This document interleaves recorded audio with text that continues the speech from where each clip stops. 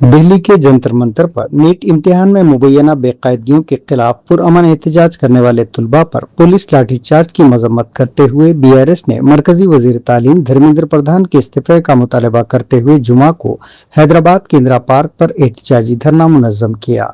इस धरने में बीआरएस के कारगुजार सदर तारक रामाराव और दीगर कायदीन ने शिरकत की।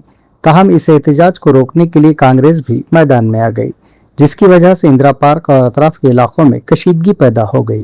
कांग्रेस के साबिक रुकने पार्लियामेंट अंजन कुमार यादव की क़यादत में यूथ कांग्रेस कारकुनों ने केटीआर के एहतजाज को रोकने आदर्श नगर के ओल्ड एमएलए क्वार्टर्स से रैली की शक्ल में इंदिरा पार्क जाने वाले थे।